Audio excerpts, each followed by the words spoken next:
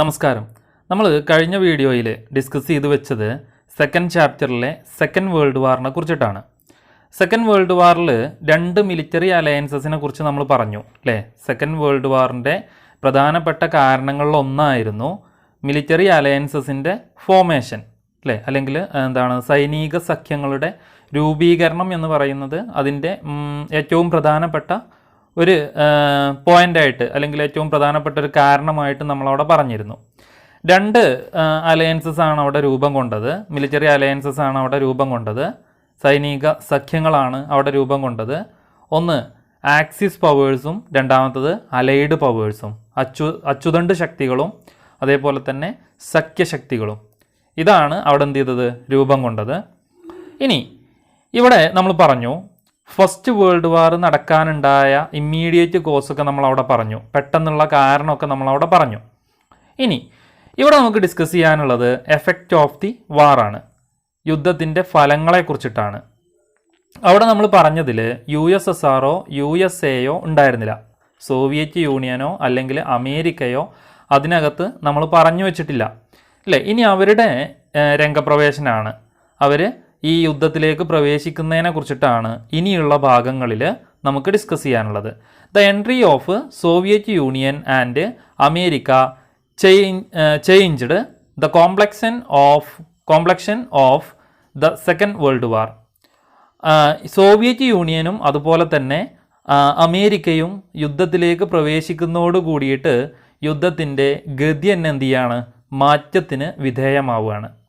അപ്പം ഇവിടെ നമുക്ക് നേരത്തെ ഡിസ്കസ് ചെയ്തൊരു കാര്യമുണ്ട്, നോൺ അഗ്രഷൻ പാക്റ്റ് അല്ലെങ്കിൽ നോൺ അഗ്രഷൻ ആക്ട്, അനാക്രമണ സന്ധി എന്ന് പറയുന്ന ഒരു ഭാഗം നമ്മളവിടെ പഠിച്ചിട്ടുണ്ടായിരുന്നു അല്ലെങ്കിൽ മനസ്സിലാക്കിയിട്ടുണ്ടായിരുന്നു.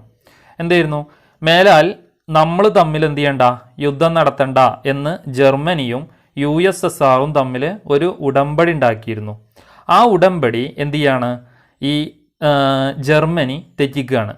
അപ്പോൾ ജർമ്മനി ആ ഉടമ്പടി തെറ്റിക്കുന്നതോട് കൂടിയിട്ടാണ് ആര് പ്രവേശിക്കുന്നത്, സോവിയറ്റ് യൂണിയൻ യുദ്ധത്തിലേക്ക് പ്രവേശിക്കുന്നത്.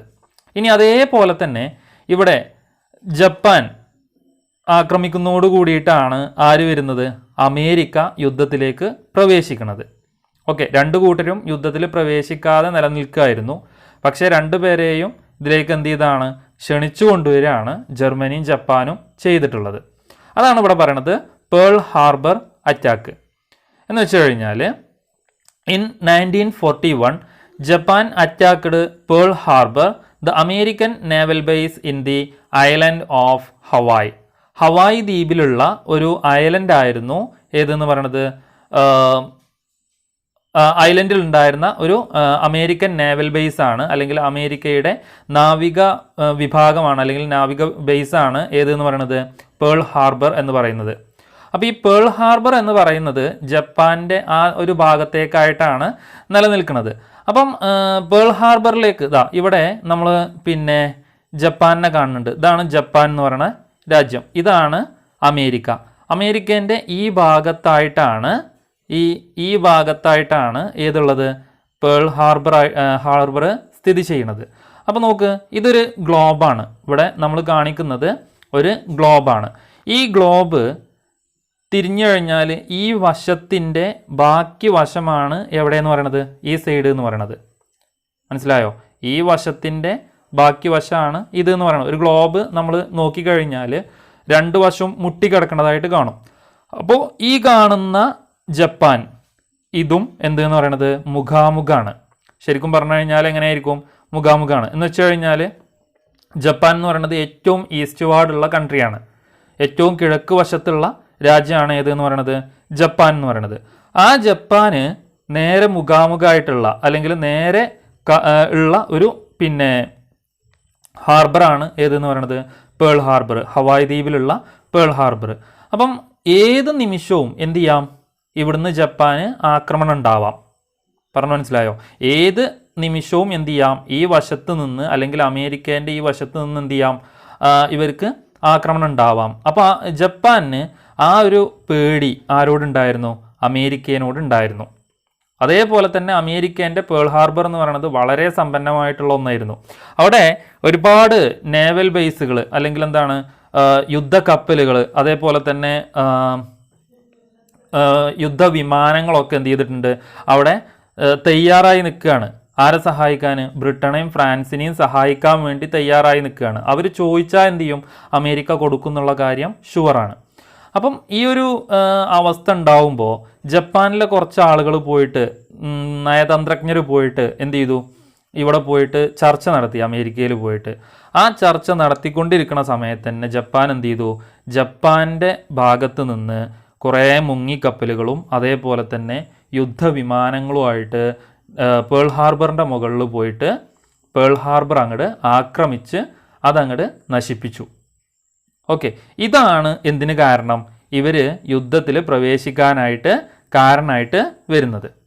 ഓക്കെ, ഇനി ഇവിടെ നമ്മൾ പറയേണ്ടത് what prompted Japan was the economic interest of these countries. What prompted Japan was the economic interests of these countries in the Pacific region. This directly resulted in the American entry into the Second World War. രണ്ട് രാജ്യങ്ങളുടെയും Pacific റീജിയണിലുള്ള താല്പര്യമാണ് ഇതിന് കാരണം. ജപ്പാനെ അമേരിക്കയിലെ Pearl Harbor ആക്രമിക്കാനായിട്ട് കാരണമായിട്ട് മാറുന്നത്. ഇതാണ് America ഡയറക്റ്റായിട്ട് അല്ലെങ്കിൽ ഇൻഡയറക്റ്റ് ആയിട്ട് ഉണ്ടായിരുന്നുള്ളൂ. ഡയറക്റ്റായിട്ട് എന്തിൽ പ്രവേശിക്കാൻ കാരണം? യുദ്ധത്തിൽ പ്രവേശിക്കാനായിട്ട് കാരണം എന്നാണ് പറഞ്ഞത്. Okay, the entry of Soviet union and America changed the complexion of the second world war. അമേരിക്കയും സോവിയറ്റ് യൂണിയനും ഇതിലേക്ക് പ്രവേശിക്കുന്നതോട് കൂടിയിട്ട്, ഏതിലേക്ക്? യുദ്ധത്തിലേക്ക് ഡയറക്റ്റായിട്ട് പ്രവേശിക്കുന്നതോട് കൂടിയിട്ട് എന്ത് ചെയ്തു? അവിടെ ആ യുദ്ധത്തിൻ്റെ അവസ്ഥ തന്നെ അല്ലെങ്കിൽ അതിൻ്റെ സാഹചര്യം തന്നെ എന്ത് ചെയ്യാൻ കാരണമായി? മാറാനായിട്ട് കാരണമായി തീർന്നു എന്നാണ് പറഞ്ഞത്. ഇനി Italy and Germany could not withstand the attack and surrendered immediately. ഇറ്റലിയും അതുപോലെ തന്നെ ജർമ്മനിയും വളരെ പെട്ടെന്ന് തന്നെ എന്ത് ചെയ്തു? ഇവർക്ക് കീഴടങ്ങി എന്നുള്ളതാണ്. ആർക്ക്? ആക്സിസ് പവേഴ്സിന് എന്ത് ചെയ്തു? കീഴടങ്ങി എന്നുള്ളതാണ്. അലൈഡ് പവേഴ്സിന് കീഴടങ്ങി എന്നുള്ളതാണ്. ആരൊക്കെ? ഈ ഇറ്റലിയും അതേപോലെ തന്നെ ജർമ്മനിയും ആക്സിസ് പവേഴ്സിന് എന്ത് ചെയ്തു? അലൈഡ് പവേഴ്സിന് എന്ത് ചെയ്തു? സഖ്യശക്തികൾക്ക് എന്ത് ചെയ്തു? അവർ കീഴടങ്ങി എന്നുള്ളതാണ്. ഇനി Mussolini was killed by the local partisans. മുസോളിനിയും അതുപോലെ തന്നെ അദ്ദേഹത്തിൻ്റെ ഭാര്യ, ബ്രൗൺ എന്നാണ് പേര്, അദ്ദേഹത്തിൻ്റെ ഭാര്യയെയും എന്ത് ചെയ്തു? മുസോളിനി എന്ത് ചെയ്തു? അദ്ദേഹം ആളുകളാൽ കൊല്ലപ്പെടുകയാണ് ചെയ്യണത്. അതേപോലെ തന്നെ ഹിറ്റ്ലറിൻ്റെ ഭാര്യയാണ് ആര്? ബ്രൗൺ. ഹിറ്റ്ലറും അദ്ദേഹത്തിൻ്റെ ഭാര്യയും എന്ത് ചെയ്തു? സൂയിസൈഡ് ചെയ്യുകയും ചെയ്തു. അവിടെ പറയുന്നുണ്ട് ഹിറ്റ്ലർ കമ്മിറ്റഡ് സൂയിസൈഡ്. ഹിറ്റ്ലർ എന്ത് ചെയ്തു? അവിടെ ആത്മഹത്യ ചെയ്യുകയും ചെയ്തു. അപ്പോൾ Mussolini was killed by local partisans. അവിടെയുള്ള സാധാരണക്കാർ അല്ലെങ്കിൽ ജനങ്ങളാൽ എന്ത് ചെയ്തു? മുസോളിനി കൊല്ലപ്പെട്ടു. ഹിറ്റ്ലർ എന്ത് ചെയ്തു? Committed suicide. ഹിറ്റ്ലർ സൂയിസൈഡ് ചെയ്യുകയും ചെയ്തു. The Soviet army moved towards Japan through trans Siberia. Japan എന്ത് ചെയ്തു? യുദ്ധം ചെയ്ത് മുന്നേറിക്കൊണ്ടിരിക്കുകയാണ്. ഇവർ രണ്ടാളും പരാജയപ്പെട്ടപ്പോഴും ആര് പരാജയപ്പെട്ടിട്ടില്ല, അല്ലെങ്കിൽ പരാജയം സമ്മതിച്ചിട്ടില്ല? ജപ്പാൻ പരാജയം സമ്മതിച്ചിട്ടില്ല. അപ്പോൾ ജപ്പാൻ എന്ത് ചെയ്യാണ്? യുദ്ധം ചെയ്ത് മുന്നേറിക്കൊണ്ടിരിക്കുകയാണ്. അപ്പോൾ ജപ്പാനെ പരാജയപ്പെടുത്താൻ വേണ്ടി USSR വരികയാണ്. USSR വരുന്നത് USSR the Soviet army moved towards Japan through trans Siberia. ജപ്പാനെ പരാജയപ്പെടുത്താൻ വേണ്ടി സോവിയറ്റ് ആർമി ട്രാൻസ് സൈബീരിയയിലൂടെ എന്ത് ചെയ്യാണ്? സഞ്ചരിച്ചു വരികയാണ്. But before it could reach Japan, the United States of America dropped 2 atom bombs in Japan. Little Boy in Hiroshima on 6th August 1945 and Fat Man in Nagasaki on 9th August. Clear ആയല്ലോ? Japan soon soon Japan surrendered. എന്താ പറഞ്ഞേ? അപ്പോൾ Soviet army ജപ്പാനിലേക്ക് എത്തുന്നതിന് മുമ്പ് തന്നെ ആരവിടെ എത്തിച്ചേർന്നിട്ടുണ്ട്? ഇവർ അല്ലെങ്കിൽ നമ്മളുടെ അമേരിക്ക അവിടെ എത്തിച്ചേർന്നിട്ടുണ്ട്. നമ്മൾ പറഞ്ഞു അമേരിക്കയും ജപ്പാനും ഏകദേശം അടുത്താണ് അല്ലേ? അപ്പം അതിൻ്റെ മുമ്പേ തന്നെ അമേരിക്ക അവിടെ എത്തിയിട്ട് എന്ത് ചെയ്തു? 2 ആറ്റം ബോംബുകൾ അവിടെ വിക്ഷേപിക്കുകയാണ്, അവിടെ ഡ്രോപ്പ് ചെയ്യാണ്, അവിടെ എന്ത് ചെയ്യാണ്? വിക്ഷേപിക്കുകയാണ്. അതിൻ്റെ പേരാണ് പറഞ്ഞത്, ഒന്ന് ലിറ്റിൽ ബോയ്, രണ്ടാമത്തത് ഫാറ്റ്മാൻ. ലിറ്റിൽ ബോയ് വർഷിച്ചത് 6 ഓഗസ്റ്റ് 1945 എന്നാൽ മറ്റേതോ ഫാറ്റ്മാന് 9 ഓഗസ്റ്റിലാണ്. രണ്ടും 1945 ഓക്കെ. കഴിഞ്ഞ ദിവസം നമ്മൾ അതിൻ്റെ ആ ദിവസങ്ങളിലൂടെയാണ് കടന്നുപോയത്, അല്ലെങ്കിൽ അതിൻ്റെ ആചരണ ദിവസങ്ങളിലൂടെയാണ് നമ്മൾ കടന്നുപോയത്. ഓക്കെ, ഓർമ്മ ഉണ്ടല്ലോ. ഓക്കെ, 6 ഓഗസ്റ്റ് ഏതായിരുന്നു? Little boy. അതേപോലെ തന്നെ 9th ഓഗസ്റ്റ് ഫാറ്റ്മാന്. ഓക്കെ, ഒന്നുമില്ല, ലിറ്റിൽ ബോയ്. നമ്മൾ ഇങ്ങനെ പറയാം,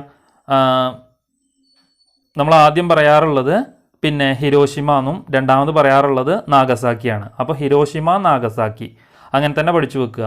അതിൽ ലിറ്റിൽ ബോയ് എന്ന് പറഞ്ഞാൽ എന്താ? ചെറിയ കുട്ടി എന്നാണ് അർത്ഥം. ഈ ചെറിയ കുട്ടിയാണ് പിന്നീട് എന്താവുക? ഫാറ്റ്മാൻ, തടിച്ച കുട്ടിയായിട്ട് മാറുക.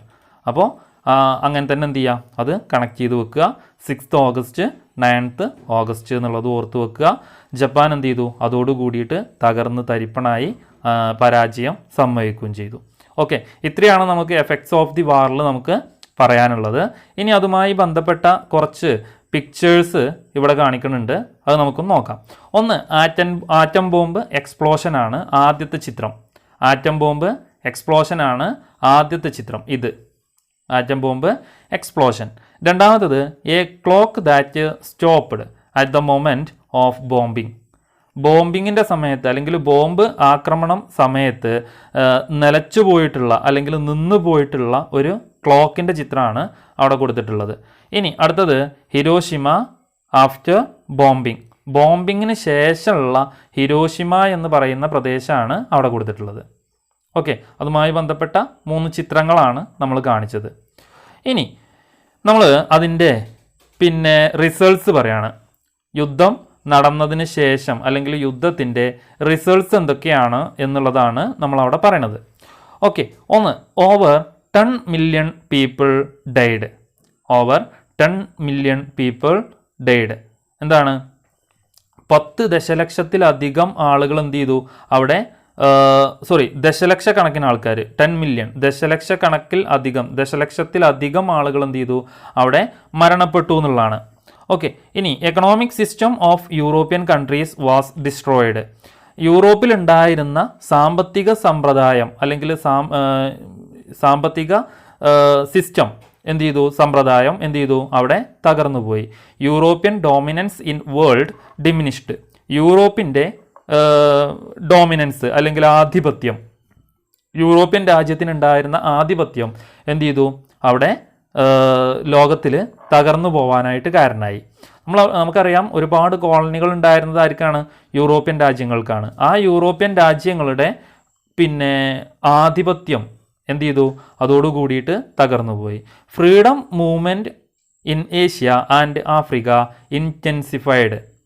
ഫ്രീഡം മൂവ്മെൻറ്റ്സ് ഏഷ്യയിലും ആഫ്രിക്കയിലും ഉണ്ടായിരുന്ന എന്താണ്? സ്വാതന്ത്ര്യ സമരങ്ങൾ അല്ലെങ്കിൽ വിമോചന സമരങ്ങൾ എന്ത് ചെയ്തു? ഒന്നും കൂടെ വിമോചന പ്രസ്ഥാനങ്ങൾ ഒന്നും കൂടെ എന്ത് ചെയ്യാൻ തുടങ്ങി? ശക്തമാവാൻ തുടങ്ങി. America and Soviet Union emerged as global powers. ഇതോടുകൂടിയിട്ട് അമേരിക്കയും USSRും എന്തായിട്ട് മാറി? ഗ്ലോബൽ പവേഴ്സായിട്ട്, ആഗോള ശക്തികളായിട്ട്, ലോകത്തുള്ള 2 പ്രധാനപ്പെട്ട ശക്തികളായിട്ട് എന്ത് ചെയ്തു? മാറി. In a bid to preserve and maintain world peace the United Nations Organization UNO was formed. നമ്മൾ ഫസ്റ്റ് വേൾഡ് വാറിൽ പഠിച്ചിട്ടുണ്ടാവും ഒരു സംഭവം. ഏതാണ്? ഈ UNOക്ക് പകരം ലീഗ് ഓഫ് നാഷൻസ് അല്ലെങ്കിൽ സർവ്വരാഷ്ട്ര സഖ്യം. ഇവിടെ ലോകസമാധാനം നിലനിർത്താൻ വേണ്ടിയിട്ട് കൊണ്ടുവന്ന ഒരു പ്രധാനപ്പെട്ട സംഘടനയാണ് ഏതെന്ന് പറയുന്നത്? UNO അല്ലെങ്കിൽ യുണൈറ്റഡ് നേഷൻസ് ഓർഗനൈസേഷൻ. ഒന്നുകൂടെ പറയാം. Over 10 million people died. ദശലക്ഷക്കണക്കിന് ആളുകൾ എന്ത് ചെയ്തു, മരണപ്പെടാനായിട്ട് കാരണമായി. രണ്ടാമത്തെ പോയിന്റ് എന്താ, economic system of European countries was destroyed.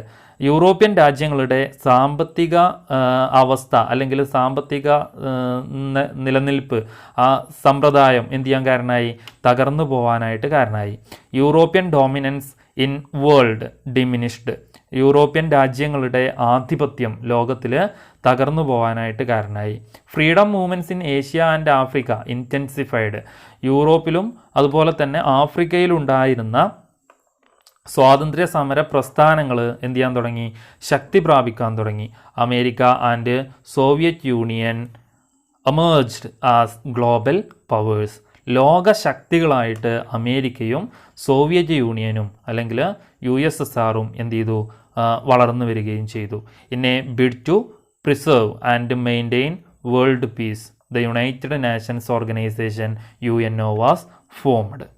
എന്താണ്, ഈ ലോക സമാധാനം നിലനിർത്താൻ വേണ്ടിയിട്ട് അല്ലെങ്കിൽ നിലനിർത്തുന്നതിന് വേണ്ടിയിട്ട് ഒരു സംഘടന രൂപീകരിച്ചു. സംഘടനേൻ്റെ പേരാണ് ഏത്, യുണൈറ്റഡ് നേഷൻസ് ഓർഗനൈസേഷൻ. അവിടെ നമ്മൾ ഒരു ഹിബാക്കുഷ് എന്ന് പറഞ്ഞിട്ടൊരു സംഭവം കൊടുത്തിട്ടുണ്ട്. ഹിബാക്കുഷ. എന്താ ഹിബാക്കുഷ എന്ന് പറഞ്ഞു കഴിഞ്ഞാൽ, hibakusha is the Japanese word for the surviving victims of the atomic bombings of Hiroshima and Nagasaki. ഹിരോഷിമയിലും നാഗസാക്കിയിലും ബോംബിങ്ങിന് അതിൻ്റെ ഇരകളായി തീർന്നിട്ടുള്ള ആളുകളെ, ജപ്പാനിലെ ആളുകളെ വിളിക്കുന്ന ജപ്പാനീസ് വേർഡാണ് ഹിബാക്കുഷ എന്ന പേരിൽ അറിയപ്പെടുന്നത്. The word literally translates as explosion affected people. There are many of them in Japan battling against the terrible after effects of the radiation from bombing. എന്താ പറഞ്ഞ്, the word literally translates as explosion affected people. അവിടെ ആ വേർഡിൻ്റെ meaning എന്ന് പറയുന്നത്, അതിന് അർത്ഥമാക്കുന്നത് എന്താണെന്ന് വെച്ച് കഴിഞ്ഞാൽ എക്സ്പ്ലോഷൻ അഫക്റ്റഡ് പീപ്പിൾ. എന്താണ്, ദുരന്തം ബാധിച്ച ജനങ്ങൾ എന്നാണ് അതിൻ്റെ അർത്ഥം. There are many of them in Japan battling against the terrible after effects of the radiation from bombing. ഈ ബോംബിങ്ങിന് ശേഷം, ഈ ബാറ്റിലിൻ്റെ അല്ലെങ്കിൽ ഈ ഒരു എക്സ്പ്ലോഷൻ്റെ ശേഷം ഒരുപാട് ആളുകൾ അല്ലെങ്കിൽ ഒരുപാട് ജനത എന്ത് ചെയ്യുന്നുണ്ട്, ഇതിൻ്റെ ദുരന്തം അനുഭവിച്ചുകൊണ്ട് ഇവിടെ ജീവിക്കുന്നുണ്ട്. ഓക്കെ, ഇത്തരത്തിലുള്ള ആളുകളെയാണ് ഹിബാക്കുഷ എന്ന പേര് അല്ലെങ്കിൽ ഹിബാക്കുഷകൾ എന്ന പേരിൽ വിളിക്കപ്പെടുന്നത്. ഓക്കെ, ഇത്രയും കാര്യങ്ങൾ ആണ് നമുക്ക് ഇതിൻ്റെ റിസൾട്ട്സ് ആയിട്ട് നമുക്ക് പറയാനുള്ളത്. ഇനി ബാക്കിയുള്ള ഭാഗങ്ങൾ, ഇതിൽ വരുന്ന മറ്റൊരു ഭാഗമാണ് UNOയുടെ ഫോർമേഷൻ. അത് നമ്മൾ അടുത്ത വീഡിയോയിൽ ഡിസ്കസ് ചെയ്യാം. Okay, by.